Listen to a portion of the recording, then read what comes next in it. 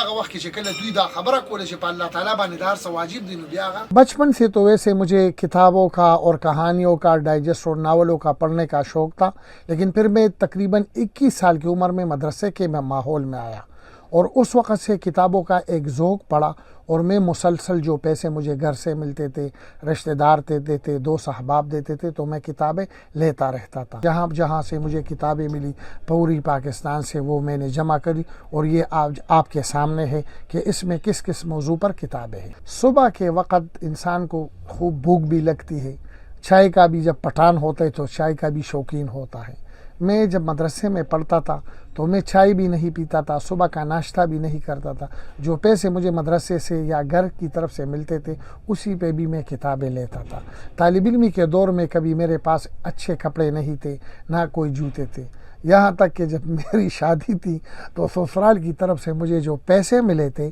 اسی پیسوں سے بھی میں نے کتابیں خریدی تھی۔ یہ لائبریری جو ہے یہ مسجد میں واقع ہے، جہاں پر وضو کی جگہ ہے، ان کے اوپر ایک چھوٹا سا ہال ہے، اب جگہ ہے ہی نہیں، تو پھر میں نے یہاں سے یہ شروع کی ہے یہ کتابیں، اور یہاں پر بظاہر تو ایسا نظر آ رہا ہے کہ یہ مسجد ہے اور مسجد میں صرف بس دینی کتب ہوں گی، لیکن الحمدللہ یہاں پر قرآن کی تفسیریں اور ہر ایک مکتبہ فکر کی، حدیث، فقہ، پھر اس کے علاوہ سیرہ صحابہ، پھر سوشلزم، کمیونزم، پھر ہندوؤں کی کتابیں، پھر عیسائیوں کی کتابیں، یہاں تک کہ تالمود، مشنا، یہ کتابیں،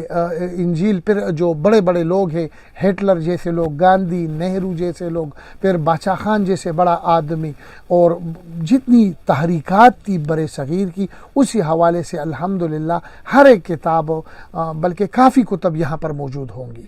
ظاہر ہے جب ایک آدمی مسجد کا ماحول میں ہوتے، یہاں پر جماعتیں آتی ہے، دیکھ لیتے تو کہتے یہ کیا ہے، تو میں نے پھر ان کو سمجھا لیتا ہوں کہ دیکھو لائبریری کیا ہوتی ہے، کتب بینی کیا ہوتی ہے، نوجوانوں کی ضروریات کیا ہوتی ہے، اور جب یہ دینی کتب کے ساتھ یہی کتابیں بھی پڑھے گی تو پھر کیا بنے گا، اور اگر صرف دینی کتب پڑھے گی تو پھر اس کا نتیجہ کیا نکلے گا۔ جب اسی طرح میں سمجھا لیتا ہوں پھر وہ سمجھ جاتے کہ ہاں اب ہم سمجھ گئے۔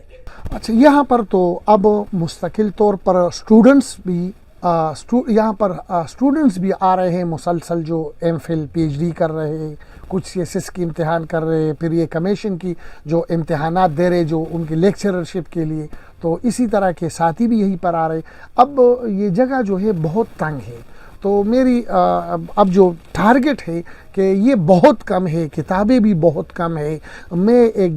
بڑی جگہ خریدنا چاہتا ہوں، بہت سے رسائل جو نوجوانوں کی ضرورت ہے، بچیوں کی جو لڑکیاں ہیں وہ بھی پڑھنا چاہتی ہے M Phil P H D, لیکن اب مسجد کے ماحول میں وہ بچیاں کیسے آئیں گی، تو میں کہتا ہوں کہ اس طرح کی جگہ بنا لوں کہ وہ ساری بچے اور بچیاں یہاں پر آئے اور کھل کے پڑھے، ان کے لیے بیٹھنے کی جگہ ہو، خوبصورت جگہ ہو، کھلی جگہ ہو، اور ان کو ساری سہولتیں میسر ہو، یہ ہے میری ٹارگٹ۔ اور ہاں ایک بات یہ ہے کہ یہ لائبریری جو ہے یہ کسی خاص مسلک کے ساتھ، کسی خاص